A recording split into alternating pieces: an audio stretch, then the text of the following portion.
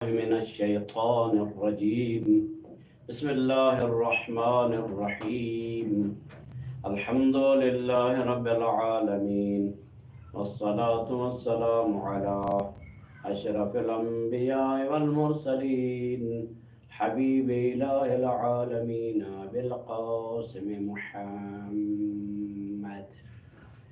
وآله الطيبين الطاهرين المعصومين الغر الميامين المنتجبين المكرمين الذين أذهب الله عنهم الرجس وطهرهم تطهيرا. أما بعد، قال الرحمن في القرآن: بسم الله الرحمن الرحيم. اقم الصلاة لذکری. پروردگار عالم تمام مومنین و مومنات کی توفیقات میں اضافہ فرمائے اور تمام کے حوائج کو اپنی درگاہ میں منظور و مقبول فرمائے. مومنین، خداوند متعال ارشاد فرما رہا ہے، اور خطاب پیغمبر اکرم کو ہے، لیکن یہ خطاب تمام آنے والے افراد، قیامت تک و آنے والے افراد کے لیے ہے. قرآن کا جو خطابات ہیں، قرآن جو مخاطب قرار دیتا ہے، اگرچہ اس میں مخاطب پیغمبر اکرم کی ذات ہوتی ہے بعض خطابات میں، لیکن وہ خطابات عمومی ہوتے ہیں، قیامت تک آنے والے افراد کے لیے ہے اور تمام انسانیت کے لیے ہیں. ایسا نہیں کہ فقط مومن کے لیے ہیں، ایسے مسلمان کے لیے ہیں. مومن ہو، مسلمان ہو، کافر ہو، مشرک ہو، سب کے لیے قرآن کی آواز جو ہے وہ گونج رہی ہے. احکام الہی کی آواز سب کے لیے گونج رہی ہے. البتہ مومن اور مسلمان کا کیا ہوا عمل وہ قبول ہے، مشرکین کا کیا ہوا عمل قبول نہیں ہے، کہ اس کے لیے ایمان شرط ہے، ان کے لیے اسلام شرط ہے. اس وجہ سے ورنہ احکام سب کے لیے مشترک ہیں. تو بہترین عمل جو پروردگار عالم نے بیان فرمایا ہے، وہ تکرار ہوا ہے قرآن مجید میں بھی اور احادیث میں بھی، وہ ہے صلاۃ، نماز. یعنی اقم الصلاۃ لذکری، اقیموا الصلاۃ وآتوا الزکاۃ ان الصلاۃ کانت علی المؤمنین کتابا. اہم ترین عمل ہے کہ اللہ نے اس کی اتنی زیادہ تاکید کی ہے. تو میں نہایت مختصر وقت میں یہ آپ کو بتانا چاہتا ہوں کہ ایک عمل ہے، ایک واقعہ بہترین، انشاءاللہ سنیں گے آپ کو لطف آئے گا. ایک عمل ہے، اس کے ذریعے 3 حاجتیں. ایک عمل کرو 3 حاجتیں. اور لوگ ہم سے آ کر سوال بھی کرتے ہیں کہ مولانا یہ بتائیں کہ ہماری کوئی روزی اچھی ہو جائے. جوانان سوال کرتے ہیں کہ ہماری شادی ہو جائے، اچھی بیوی مل جائے، نیک پاک پاکیزہ خوبصورت نیک سیرت بیوی مل جائے. اور اسی طرح مثلاً بعض لوگ جو ہے وہ کربلا کی زیارت کے لیے کہہ رہے ہیں کہ دعا مانگے، اللہ ہمیں مولا امام حسین علیہ السلام کی زیارت نصیب کرے. بعض حج کی دعا مانگتے ہیں. تو میں ایک قصہ آپ کی خدمت میں بیان کرتا ہوں، انشاءاللہ آپ سماعت فرمائیں گے اور انشاءاللہ ہم سب کے لیے یہ ایک درس ہوگا. ایک عالم دین ہے ہاشمی نژاد، ایت اللہ ہاشمی نژاد. وہ ظاہراً ایران کے شہر تہران کے رہنے والے تھے. وہ دیکھتے ہیں کہ وہ اور وہاں پیش نماز بھی تھے، اور وہاں پر امام جماعت اور تبلیغ کا سسٹم ان کا وہاں پر تھا. تو وہاں وہ کہتے ہیں کہ ایک مسجد تھی، مسجد اس کا نام جو ہے وہ لال ازار. وہاں تہران میں ایک علاقہ ہے لال ازار کے نام سے، وہاں پر ایک مسجد تھی. وہاں پر ایک بزرگ آیا کرتا تھا اذان صبح سے پہلے. وہاں پر ایک بزرگ ہے، وہ ہر روز وہاں پر آ جایا کرتا تھا.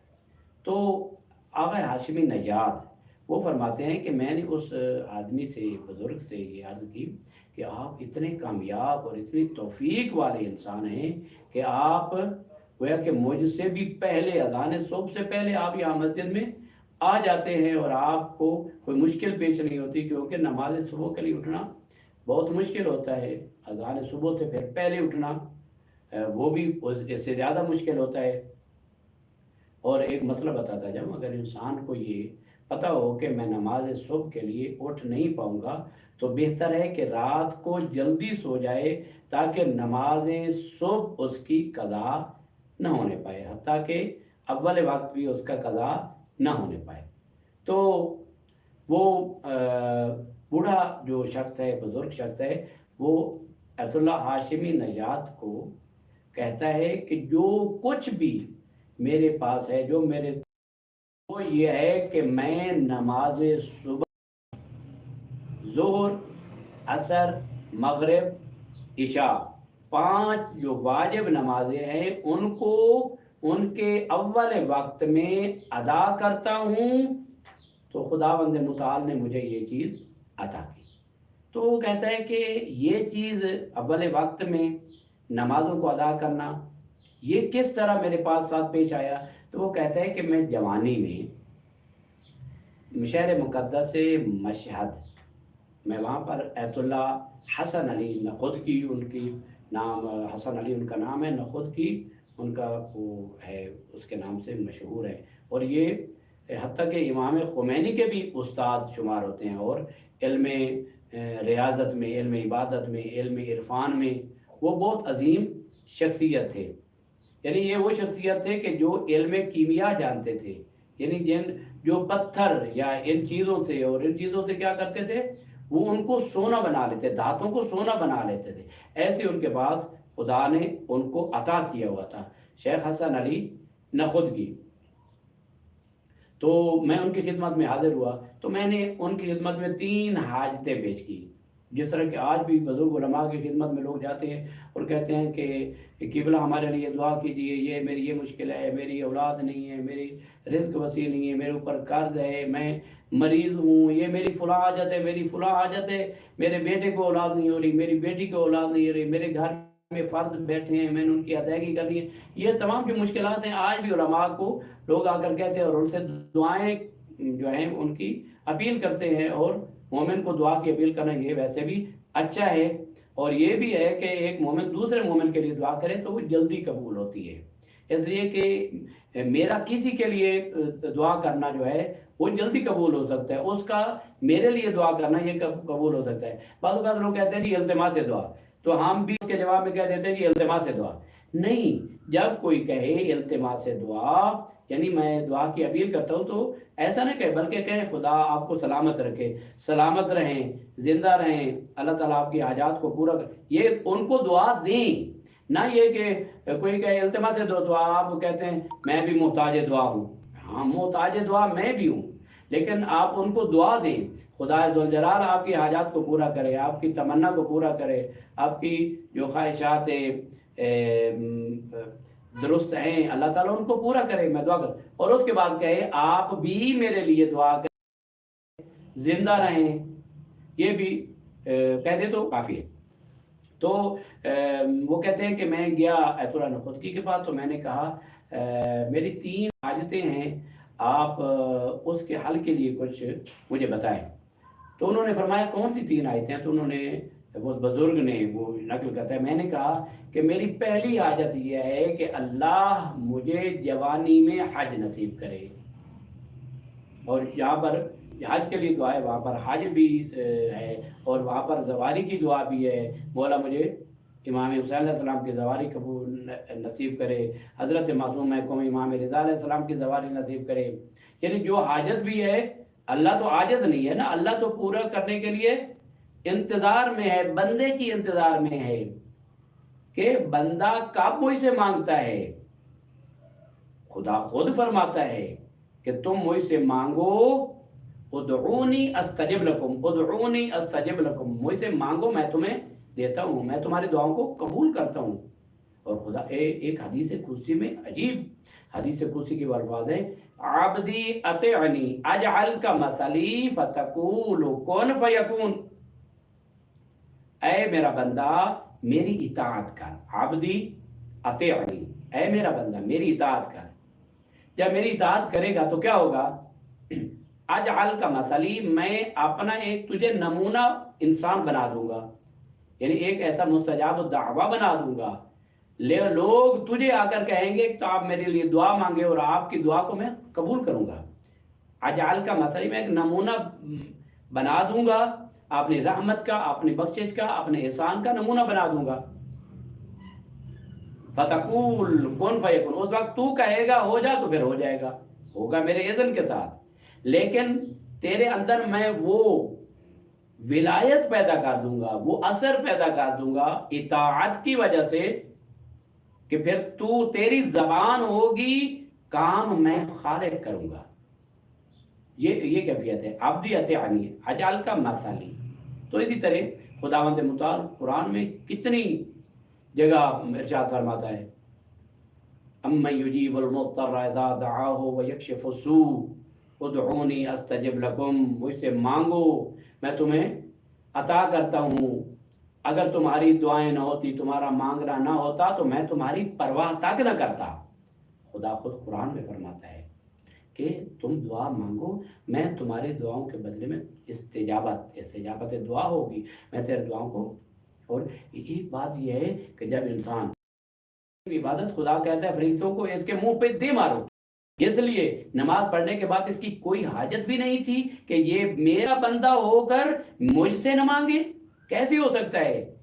اس کی کوئی حاجت بھی نہیں ہے، ہزاروں لاکھوں کروڑوں حاجتیں ہیں اس کی، اس نے نماز کے بعد ایک مرتبہ بھی نہیں کہا ربنا آتنا فی الدنیا حسنہ وفی الآخرۃ حسنہ وقنا عذاب النار ربنا اغفر لی ولوالدی وللمؤمنین یوم یقوم الحساب رب اغفر وارحم وتجاوز عما تعلم، کچھ بھی نہیں کہا، اور نماز پڑھنے کے بعد یہ اٹھ کر بھاگ گیا ہے۔ تو ہمیں یہ ہے کہ جب ہم نماز پڑھیں، نماز کے بعد ہم کم از کم جو ہے وہ ہم اپنے لیے، مومنین کے لیے، اپنے والدین کے لیے دعا کریں۔ ہم دوسروں کے لیے دعا کریں گے تو پہلے ہماری اپنی دعا قبول ہوگی، جس طرح کہ جناب صدیقہ طاہرہ حضرت فاطمہ زہرا سلام اللہ علیہا جب سجدے میں سر رکھتی تھی تو ہمسایوں کے لیے، دوسرے لوگوں کے لیے دعا مانگتی تھی۔ حسنین شریفین پوچھتے اے اماں جان، آپ دوسروں کے لیے دعا مانگتی ہیں، ہمسایوں کے لیے دعا مانگتی ہیں، دوسروں کے لیے دعا مانگتی ہیں، تو بی بی کہا کرتی تھی الجار ثم الدار، الجار ثم الدار، میرے بیٹے پہلے دوسروں کے لیے دعائیں مانگوں گی تو خداوند متعال میری دعا پہلے قبول کرے گا۔ ہم بعض اوقات کہتے ہیں ہم دوسروں کے لیے کیوں مانگیں، ہم اپنے لیے مانگیں گے، میں اپنے والدین کے لیے مانگوں گا، میں دوسروں کے والدین کے لیے کیوں مانگوں، میں بھائی بہنوں کے لیے مانگوں گا، دوسروں کے بہن بھائیوں کو کیوں مانگوں؟ کیوں؟ خدا نعوذ باللہ من ذالک کوئی بخیل ہے، ذات ہے کہ ہم کہیں کہ خدا میری دعا جلدی قبول کر لے گا اور ان کے حق میں دعا قبول نہیں کرے گا؟ خدا نعوذ باللہ من ذالک بخیل نہیں ہے، خدا کریم ہے، خدا اپنے اس کائنات کے بے انتہا خزانے ہیں، خدا چاہے تو اس پوری کائنات کو ایک انسان کو دے دے اور اس کے خزانے میں اتنی کمی بھی نہ آئے کہ جتنا 7 سمندر میں ڈوبے ہوئے مچھر کے پر پانی آتا ہے۔ خدا کے اتنے خزانے ہیں، خدا ہر ایک انسان کو اتنے خزانے دینے پر قادر ہے۔ لہذا وہ کہتے ہیں کہ میں نے کہا کہ میری ایک حاجت ہے کہ جوانی میں مجھے اللہ تعالی حج نصیب کرے، تو پھر ایت اللہ نخودکی نے کیا فرمایا، اس کا حل کیا ہے؟ میں آپ تمام مومنین کی خدمت میں عرض کرنا چاہتا ہوں، سب سے پہلے اپنے لیے پھر دوسروں کے لیے، کہ یہ جو عمل ہیں یہ واقعاً مجرب عمل ہیں۔ ایک آدمی نے مجھے کہا مولانا میرے رزق میں اضافہ نہیں ہوتا، رزق کی تنگی ہے۔ میں نے کہا ٹھیک ہے دعا مانگے، لیکن دعا سے پہلے نماز واجب جو ہے وہ کام نے ہمیں 24 گھنٹے صحت و سلامتی کے ساتھ زندگی عطا کی، وہ سانس عطا کی ہے، وہ نعمتیں عطا کی، کیا ہم اتنا وقت نہیں نکال سکتے؟ تو کہا چلو ٹھیک ہے میں نماز پڑھوں گا۔ کچھ عرصہ کے بعد گئے ملا، مولانا ہمارے لیے دعا کریں کہ ہماری یہ مشکل ہے فلاں۔ میں نے کہا جو میں نے عرض کیا تھا کہ نماز، اپنی واجب نماز کو وقت میں ادا کرے تو کیا، تو کہتا نہیں کبھی کبھی پڑھ لیتا ہوں اور پھر بہرحال نہیں پڑھ پاتا نماز۔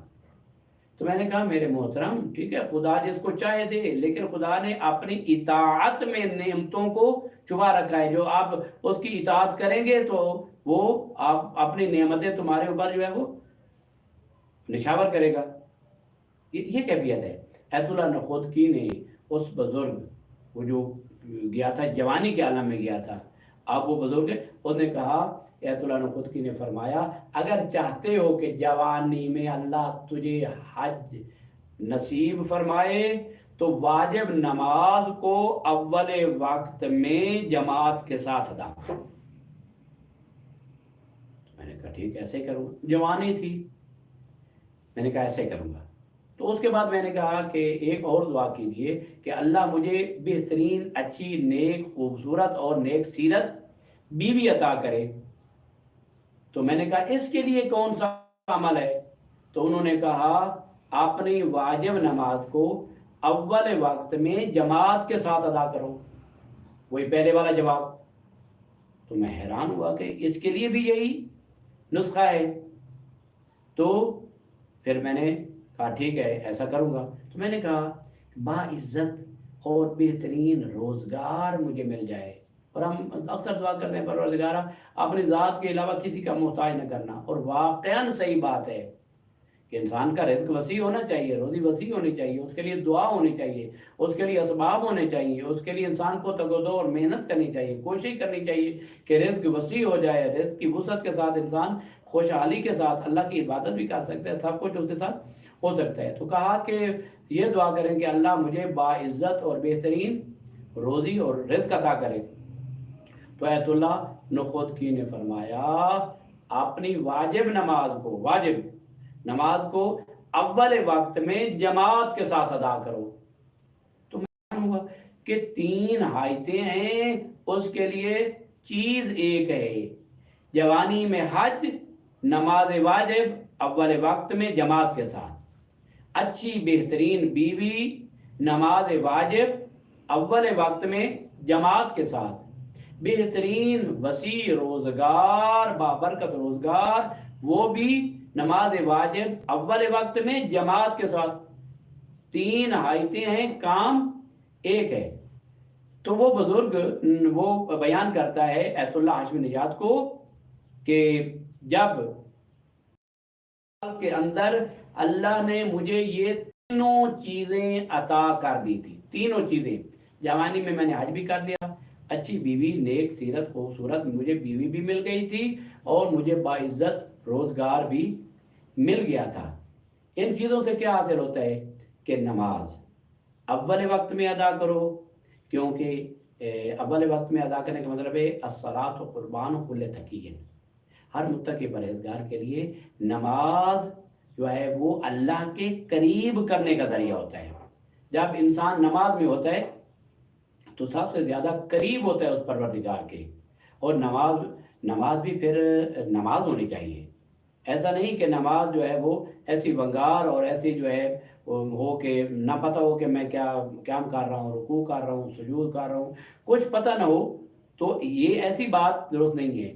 यानी खुद कुरान में भी खुदा फरमाता है, ये तो उन लोगों के मुजर्रब अमल हैं कि जो उन्होंने किए और खुदा ने उनको अता किया। खुद क़द अफ़लहल मुमिनून अल्लज़ीना हुम फ़ी सलातिहिम ख़ाशिऊन। क़द अफ़लहल मुमिनून, अल्लाह ने पहले खबर दे दी। क़द अफ़लहा, अफ़लहा यानी कामयाब हो। क़द का लफ्ज़ जो है वो हर्फ क़द अफ़लह के ऊपर आना, इसका मतलब है यकीनन। जैसा अरबी में आता है इन्ना, यकीनन, तहकीक, ज़रूर बज़रूर। इसी तरह क़द जब फ़ेल माजी पर आता है तो यकीन तहकीक का माना देता है। यकीनन मोमिनून कामयाब हो गए। तो वो कामयाबी कौन सी कामयाबी है कि वो दुनिया के किसी इम्तिहान में कामयाब हो गए तो बस उनकी कामयाबी है? नहीं मेरे मोहतरम, मेरे सामीन, नाज़रीन, मोमिनीन व मोमिनात, बुजुर्गान, ख़वातीन, हज़रात, असल में कामयाबी जो इंसान की है वो ये है कि वो उस खालिक के सामने कामयाब हो कि जिस खालिक ने उसे पैदा किया है।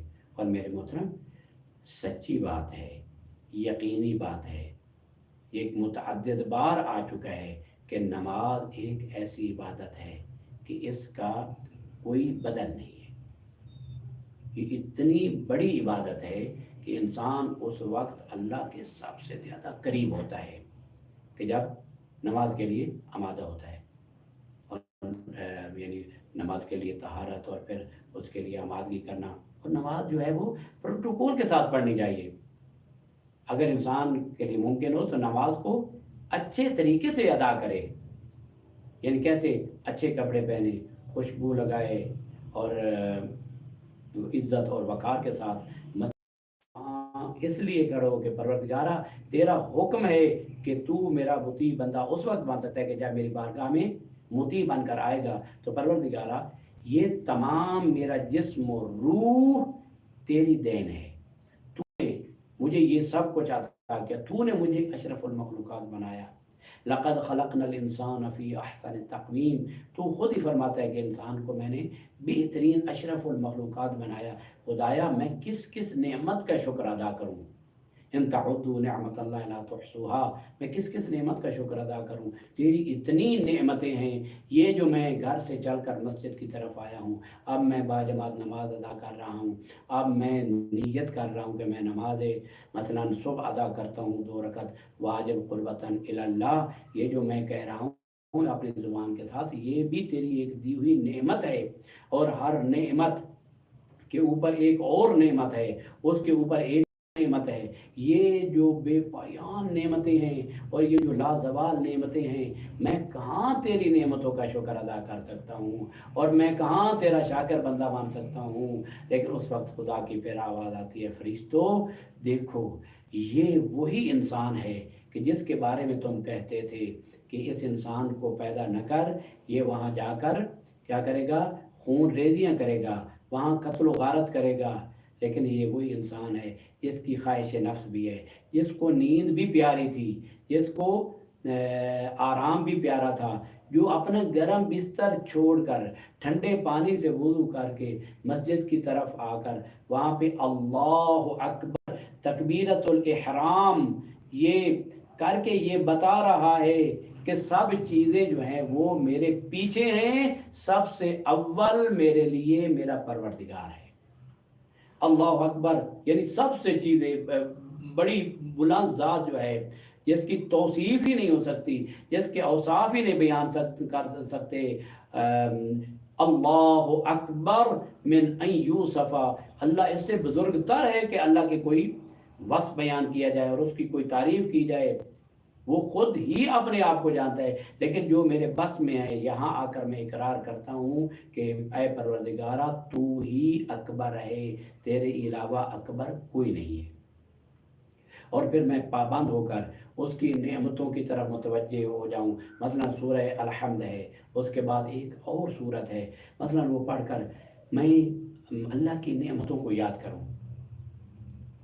جس طرح پہلے میں نے عرض کیا تھا ایک جگہ پر کہ خداوند متعال نے حضرت موسیٰ سے فرمایا کہ لوگوں کو میرے قریب کرو، تو موسیٰ علیہ السلام نے عرض کیا پروردگارہ میں کیسے قریب کروں لوگوں کو؟ تو پروردگار نے فرمایا اے موسیٰ ان لوگوں کو میری نعمتیں یاد دلاؤ، جو میں نے ان کو نعمتیں دی ہیں۔ کتنی نعمتوں کے اسراف کے بارے میں پوچھا جائے گا کہ نعمت اسراف کیوں کیا تھا؟ یعنی قیامت والے دن انسان کے قدم اس وقت تک حرکت نہیں کریں گے جب تک اس سے 4 چیزوں کے بارے میں سوال نہیں کیا جائے گا۔ ان میں سے ایک چیز جو ہے وہ جوانی ہے، ایک چیز جو انسان کی اپنی عمر ہے۔ خدا وہاں سے پوچھے گا کہ میں نے تجھے جوانی دی تھی، میں نے تجھے صحت دی تھی، میں نے تجھے کمال دیا تھا، میں نے تجھے جمال دیا تھا، اور اس طرح اور چیزیں بھی ہیں جن کے بارے میں سوال کیا جائے گا۔ میں نے تجھے رزق دیا تھا، اس کو کیسے مصرف کیا ہے؟ کیا یتیم کا مال تو نہیں کھایا؟ کیا تیرے مال میں نے یتیم کا مال رکھا تھا؟ کیا یتیم کا مال ادا کیا ہے یا نہیں کیا؟ تیرے مال میں نے تیری بہن کا حق رکھا تھا، تیرے ماں باپ کا حق رکھا تھا، تیری بیوی کا حق رکھا تھا، تیرے بچوں کا حق رکھا تھا، تیرے اقربا کا حق رکھا تھا، تیرے ہمسایوں کا حق رکھا تھا، تیرے استاد کا حق رکھا تھا، تیرے شاگرد کا حق رکھا تھا، تمام حقوق رکھے تھے، کیا وہ حقوق ادا کیے ہیں یا نہیں کیے؟ اور سب سے عظیم ترین چیز جو قیامت والے دن پوچھی جائے گی وہ یہ ہوگی کہ کہاں ہے تمہارے پاس ولایت محمد وآل محمد؟ کہاں ہے ولایت محمد وآل محمد کا نور جو میں نے دنیا میں تمہارے اوپر امام افترض اللہ طاعتہ علی العالمین، وہ امام جس کی اطاعت میں نے تمہارے اوپر واجب کی تھی، آج وہ ولایت کہاں ہے؟ آج وہ ولایت کا ہے. ایک صحابی امام صادق علیہ السلام کا، وہ امام علیہ السلام کے پاس آیا تو امام علیہ السلام نے بہترین، امام صادق علیہ السلام نے کھانا رکھا. ویسے بھی ائمہ کے گھر کی سوکھی روٹی بھی وہ جنت کے کھانوں سے زیادہ بہترین تھی. امام علیہ السلام نے بہترین کھانا رکھا تو تھوڑی دیر کے بعد جب امام تشریف لائے دیکھا تو وہ آدمی جو ہے وہ رو رہا ہے، گریہ کر رہا ہے. تو مولا نے فرمایا کیا بات ہے، کھانا اچھا نہیں لگتا، کھانا لذیذ نہیں ہے؟ تو اس نے کہا نہیں مولا، میں کھانے کی وجہ سے نہیں رو رہا، میں یہ رو رہا ہوں کہ میں اس کا جواب قیامت والے دن کیسے دوں گا کہ آپ کی ذات نے خود اٹھا کر میرے لیے یہ کھانا لایا، میں قیامت والے دن کیسے حساب دوں گا کہ یہ میں نے جو کھانا کھایا ہے. تو امام علیہ السلام نے فرمایا اے صحابی سن لے، تو کھانا بہترین کھا، تو کپڑے اچھے پہن، تو بہترین خوشبو سے استفادہ کر، اللہ کی تمام نعمتوں کو بہترین اچھے طریقے سے استفادہ کر، اس کو استعمال کر سکتا ہے. خدا اس سے اجل ہے، اس سے اور نہ خدا تیرے کپڑوں کے بارے میں پوچھے گا، نہ خدا تیری خوشبو کے بارے میں پوچھے گا، تو نے اتنی خوشبو لگائی تھی اس کا جواب دو. تو اس نے عرض کیا کہ مولا یہ پھر جو ہے قرآن میں آیا ہے کہ لَتُسْأَلُنَّ يَوْمَئِذٍ عَنِ النَّعِيمِ، کہ اس دن تمہارے سے پوچھا جائے گا نعیم کے بارے میں، وہ نعمت کیا ہے؟ تو مولا نے فرمایا ہے یا حبنا اہل البیت، وہ نعمت جس کا سوال کیا جائے گا وہ ہم اہل بیت کی محبت ہے کہ خدا پوچھے گا کہاں ہے تیرے اندر علی کی ولایت، کہاں ہے تیرے اندر حسن کی ولایت، کہاں ہے تیرے اندر حب فاطمۃ الزہرا، کہاں ہے تیرے اندر حب سید الشہداء، کہاں ہے تیرے اندر حب حضرت امام اللہ تعالیٰ فرج الشریف، کہاں ہے وہ محبت کا نور میں خالق نے تیرے اوپر دنیا میں واجب قرار دیا تھا. یہ ہماری محبت کے بارے میں سوال کیا جائے گا. لہذا مومنین و مومنات، محبت اہل بیت یقیناً واجب ہے. اس کا عقیدہ اگر انسان نہیں رکھے گا تو وہ شیعہ نہیں ہو سکتا اگر اس کے عقیدہ میں محبت اہل بیت واجب نہیں ہے. محبت اہل بیت کا عقیدہ رکھنا اس کی زندگی سے وہ زیادہ اہم ترین چیز ہے، لیکن عقیدے کے ساتھ عمل کا ہونا بھی بہت زیادہ ضروری ہے. امام محمد باقر علیہ السلام فرماتے ہیں کہ ہماری خدا کے ساتھ کوئی رشتہ داری نہیں ہے، ہم خدا کے کوئی رشتہ دار نہیں ہیں، ہم خدا کے بندے ہیں. لہذا کم از کم اتنے اعمال کرو، برزخ تک کے اعمال کرو، قیامت والے دن اگر ہماری شفاعت کی ضرورت پڑی تو ہم تمہاری شفاعت کریں گے. لیکن محترم سامعین، برزخ کا سفر کتنا سفر ہے. جو ہم سے 4000 سال پہلے فوت ہو چکے تھے ان کی ابھی برزخ گزر رہی ہے.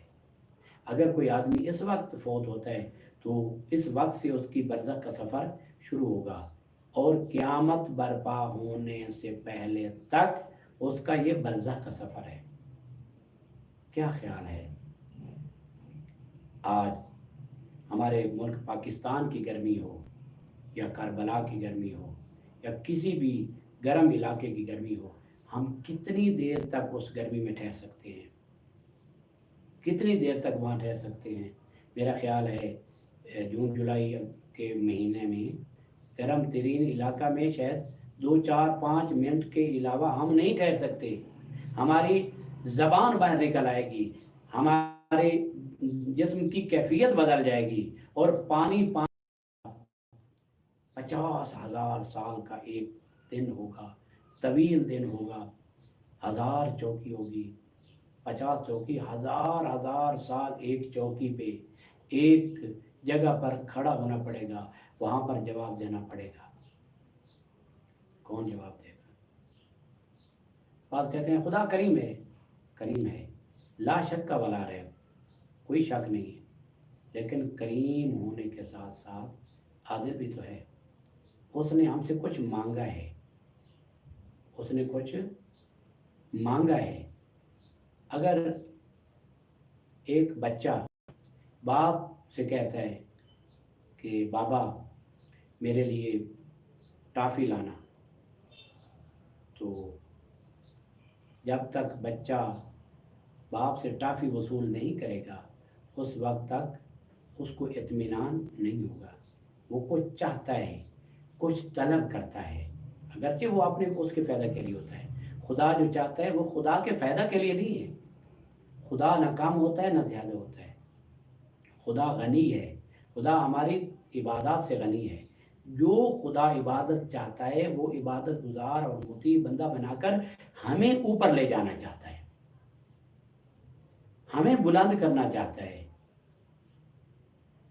خود ہی کو کر بلند اتنا کہ ہر تقدیر سے پہلے خدا بندے سے خود پوچھے بتا تیری رضا کیا ہے۔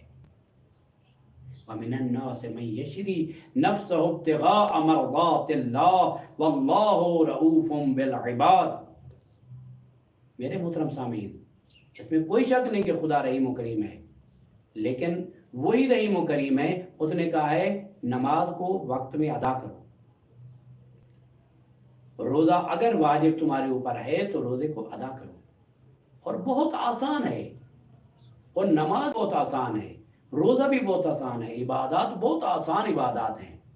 آپ دیکھیں کہ روزہ کتنے لوگوں پر فرض ہے، بہت کم لوگ ہیں کہ جن پر روزہ واجب بنتا ہے۔ بزرگ نکل گئے، بیمار نکل گئے، عورت وہ جو کہ حاملہ ہے، بچے دار عورت ہے، بچے کو دودھ پلانے والی عورت ہے، مسافر ہے، یہ جو افراد ہیں، اور بھی افراد جن کی مرض جو ہے وہ لا علاج ہے یا استمرار اس کی مرض کو ہے، وہ مستمر ہے، جاری ہے اس کی مرض، پورا سال وہ مریض ہے مثلا۔ یہ دیکھنا ہے کہ اللہ نے اپنا مطیع بندہ بنانے کے لیے ہمارے اوپر عبادات ہیں وہ واجب کی ہیں، اور خدا کا فضل و احسان ہے کہ اللہ نے عبادات ہمارے اوپر واجب کی ہیں۔ یہ خدا کا فضل و احسان ہے۔ اللہ نے کہا ہے کہ آؤ میرے سامنے، میں تمہیں عطا کرتا ہوں۔ ایک کوئی بڑا سیاسی آدمی اگر کسی کو بلا لے، لوگ تو جاتے ہیں ان کے دروازوں پر دھکے دے کر ان کو بھگا دیا جاتا ہے۔ دفتری اوقات میں وہ کہتے ہیں کہ وہ صاحب نہیں ہیں، لیکن یہ ایسا عظیم خالق اور عظیم محسن ہے، اور ایسا عظیم حاجتوں کو پورا کرنے والا ہے، مشکلات کو حل کرنے والا ہے۔ وہ کہتا ہے 24 گھنٹے میرا دروازہ کھلا ہے، کوئی دربان نہیں ہے، آؤ شب کے وقت راز و نیاز کرو، شب کے وقت تمہاری کچھ حاجت ہے تو مجھ سے مانگو۔ ایک آنسو تمہاری آنکھ سے اگر آ جائے تو وہ مجھے اتنا پسند ہے کہ میں جہنم کی آگ پر وہی تمہارا ایک آنسو ڈال کر اس کو بجھا سکتا ہوں۔ امید ہے کہ میری یہ گفتگو سب سے پہلے میرے نفس کے لیے ہوگی، اور میں اپنے آپ کو اس اہل بناؤں، اور پھر مومنین، سامعین، ناظرین کے لیے یہ بات بہترین قرار پائے۔ آئیں مومنین، اے مومنات آئیں۔ اگر ہم چاہتے ہیں کہ ہم اپنی حاجتیں خدا سے پوری کروائیں تو بہترین عمل یہ ہے کہ اٹھیں نماز صبح سے پہلے 10-15 منٹ 20 منٹ پہلے اٹھیں، زیادہ نہیں پڑھ سکتے، 2 رکعت نماز شب پڑھ دیں، 2 رکعت نماز شفع پڑھ دیں، 1 رکعت نماز وتر پڑھ دیں، اور نماز وتر میں اپنے لیے دعا کریں، والدین کے لیے دعا کریں، اپنے جو رشتہ داران ہیں ان کے لیے دعا کریں۔ اللہم اغفر لے فلاں، اللہم اغفر لے ابی، اللہم اغفر لے امی، اے اللہ میری والدہ کو بخش دے، اے اللہ میرے والد کو بخش دے، اے اللہ میری نانی کو بخش دے، میرے نانا، اے اللہ میرے فلاں استاد کو بخش دے۔ ان کے نام لے لے کر ان کے لیے دعائیں مانگے۔ اور روایت میں یہ وارد ہوا ہے کہ جو مثلا گناہگار انسان ہیں ان کے لیے زیادہ دعا مانگو، جو پارسا ہیں، متقی، پرہیزگار، پہلے تمہاری دعاؤں کو ہم کبھی دوڑتے ہیں اس دروازے پہ، کبھی اس دروازے پہ، بائی پاس کام نہیں ہو سکتا۔ جو ہوگا ایک ہی چینل ہے، ایک ہی چینل ہے، وہ ہے اطاعت خدا۔ इताअत रसूल और इताअत इमाम। ये जो तीन चीज़ें बताई, ये तीनों एक तूल में है, अर्ज में, कोई मुकाबले में नहीं है कि अल्लाह की इताअत उसके मुकाबले में रसूल की इताअत नहीं। अल्लाह का रास्ता वही है जो रसूल का रास्ता है, रसूल का रास्ता वही है जो कि इमाम, इमाम रसूल अल्लाह, अल्लाह रसूल और इमाम।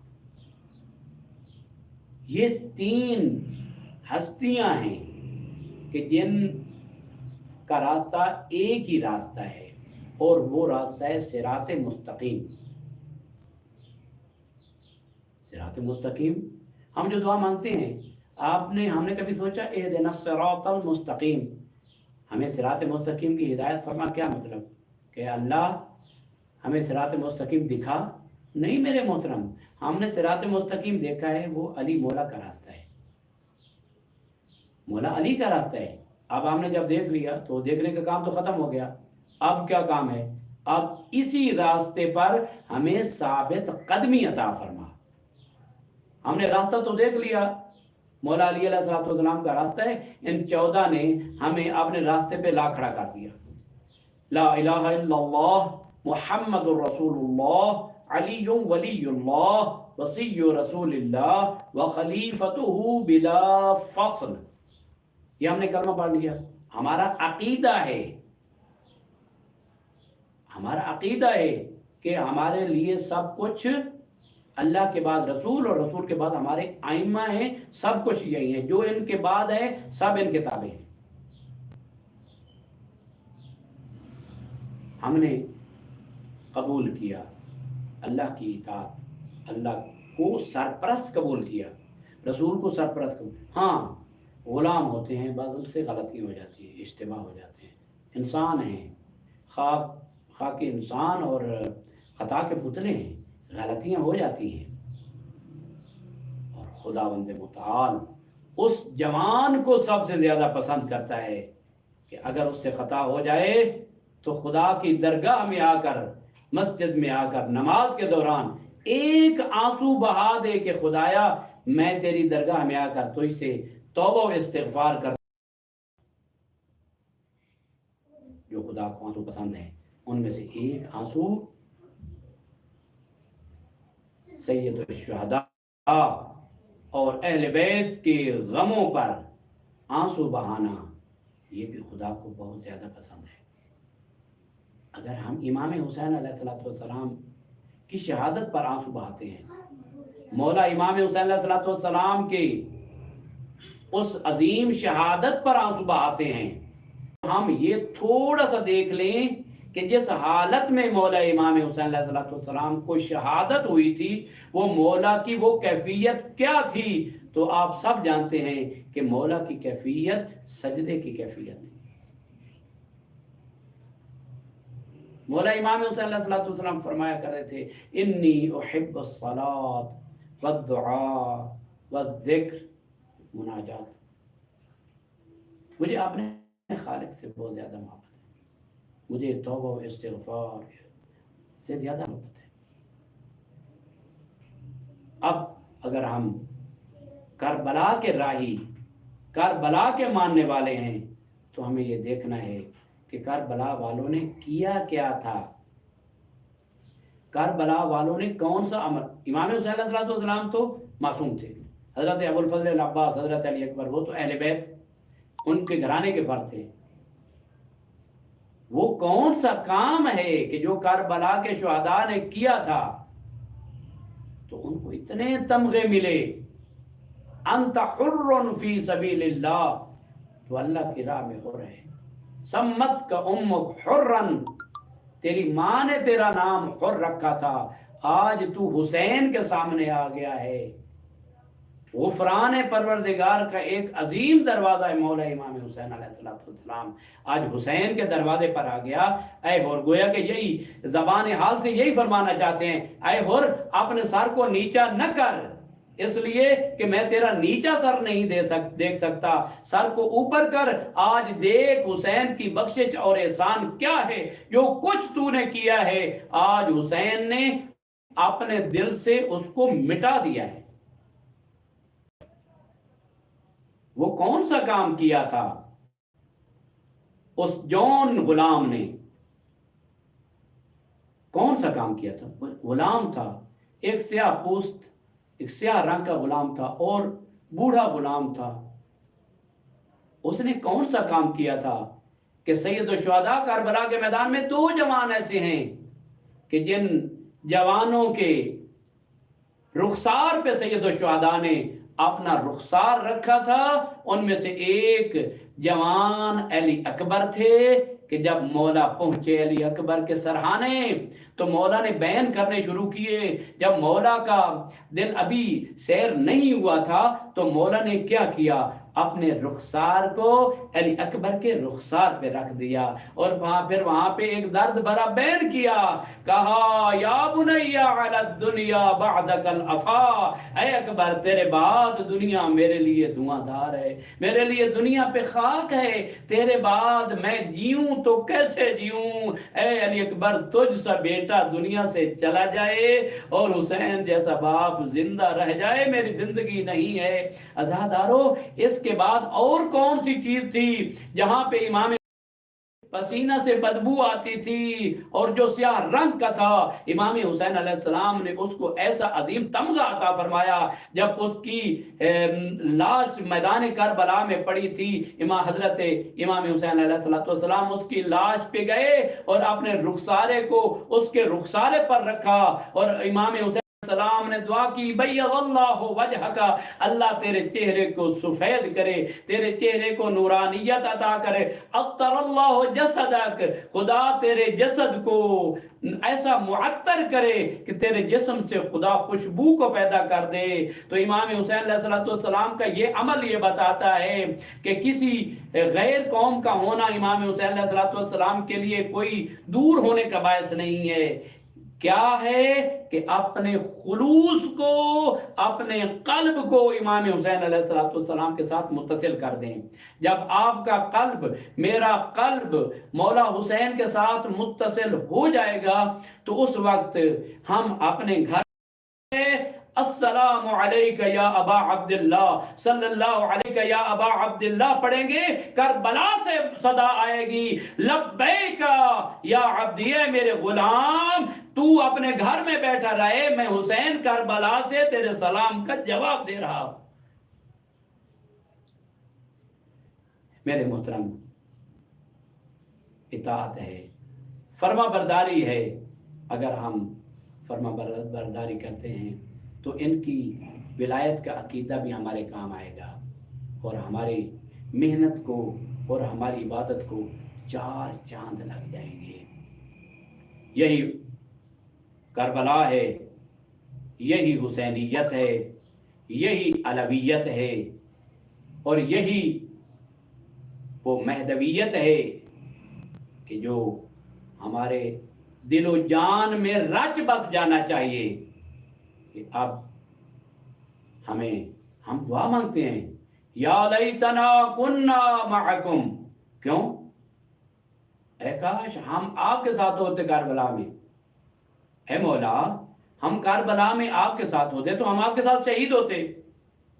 تو آج اگر آج کا مولا حسین، آج کا مہدی برحق آج ہمیں صدا دیتا ہے، ہمیں آواز دیتا ہے کہ آؤ میں وہ حسین کا بیٹا ہوں، تمہیں پکار رہا ہوں، آؤ میری مدد کرو۔